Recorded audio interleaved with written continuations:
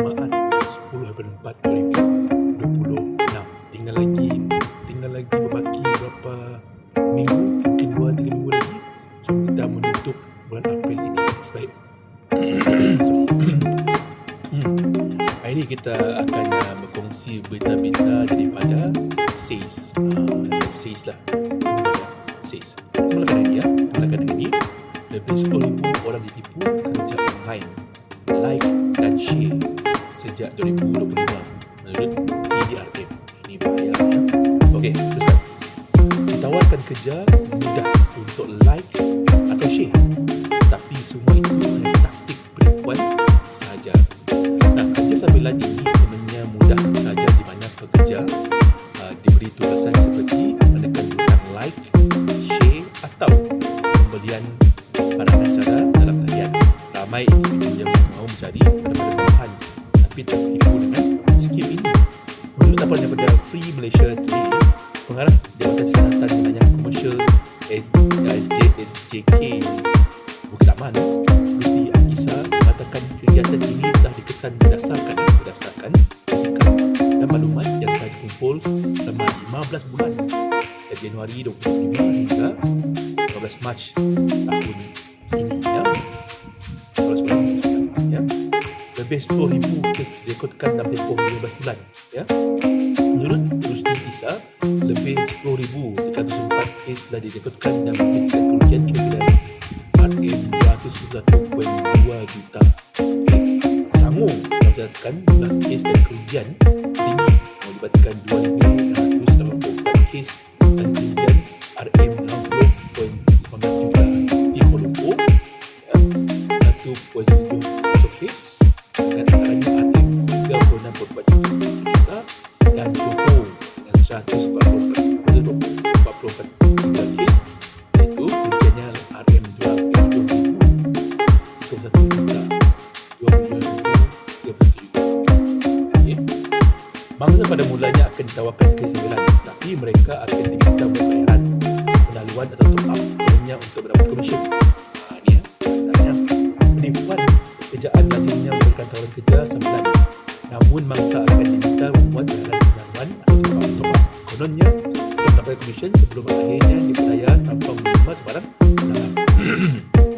Sedikit ni kemudahan platform media sosial dan aplikasi pesanan untuk memperdayakan mangsa, dan polis memandang ini serius serta akan mengerjakan tegas dalam pemilu atau perkara yang terlibat padanya. Dan majoriti mangsa adalah daripada golongan 21 hingga 40 tahun. Ini golongan dia ditipu dia sekali. Okay. Yang dia scam kalilah scam.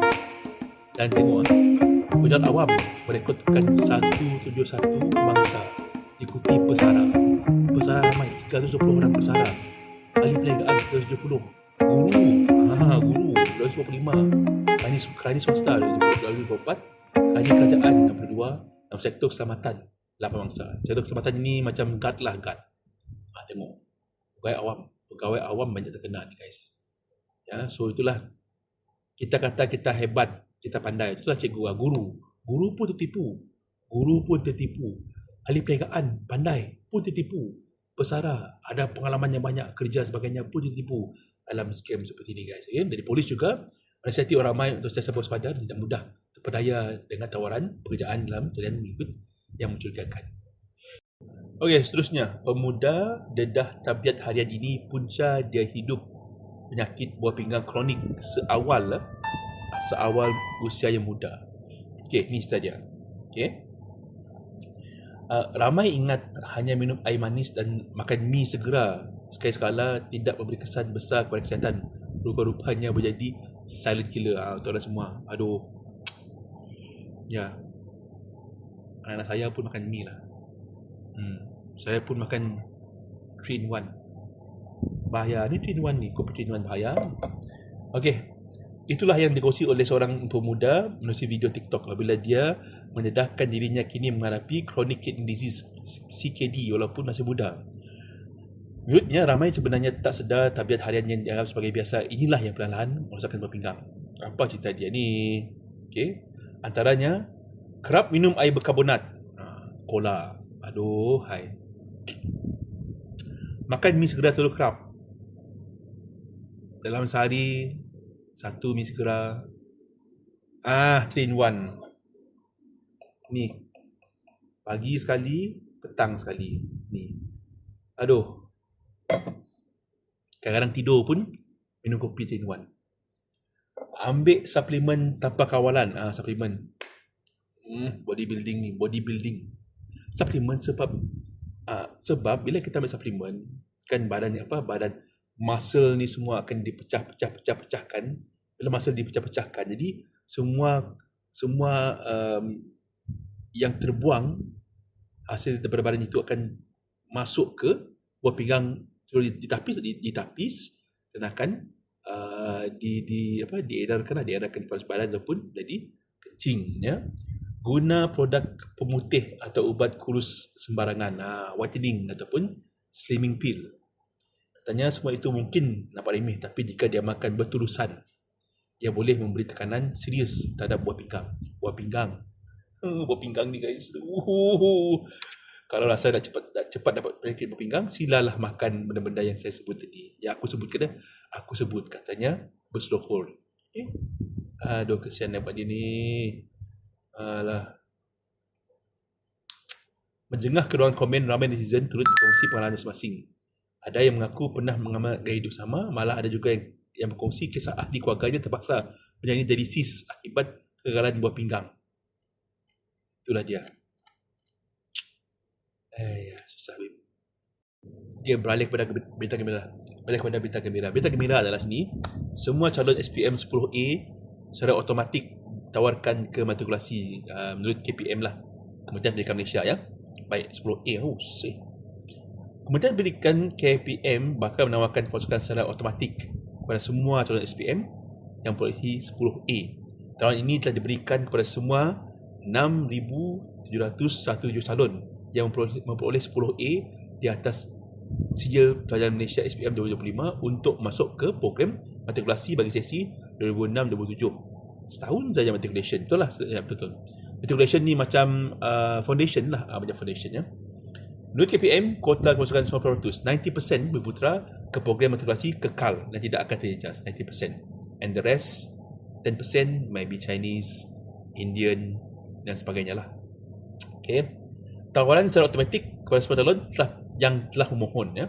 Sama seperti tahun lepas SPM yang mendapat keputusan 10A ke atas tanpa mengira kaum dan wilayah akan ditawarkan peluang ke matrikulasi. Menurut laporan daripada Berita Harian, Setiausaha Agong DAP Antilog juga menginsyorkan semua pelajar cemerlang SPM 10A wajar diberikan pendapatan secara automatik. Okay. Menurut beliau, pengiktirafan kecemerlangan akademik ini adalah langkah untuk memastikan akses pendidikan adil kepada semua berprestasi tinggi. Sebelum ini, seramai 13,729 calon SPM 2025 telah memperoleh keputusan cemerlang A+, A- dalam semua mata-pelajaran. Kolej matrikulasi sekarang ini mempunyai 17 institusi di seluruh negara matrikulasi, termasuk di Labuan. Yang last kali adalah, ini sebab kenapa harga minyak di stesen minyak masih tinggi walaupun harga minyak global kini turun. Masih tinggi tapi harga global turun. Kenapa gitu berlaku, ya?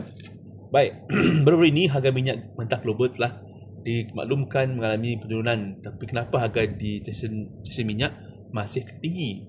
Lebih menambahkan persoalan apabila harga runcit RON petrol RON 95 dan diesel diumumkan naik masing-masing pada harga RM4.27 seliter dan RM6.72 seliter. Kedua harga ini adalah harga yang ditetapkan untuk pembelian tanpa subsidi untuk tempoh 9 hingga 15 April ini. Bagi harga petrol RON 97 dimaklumkan berlaku kenaikan sebanyak 40% pada harga RM5.35 seliter.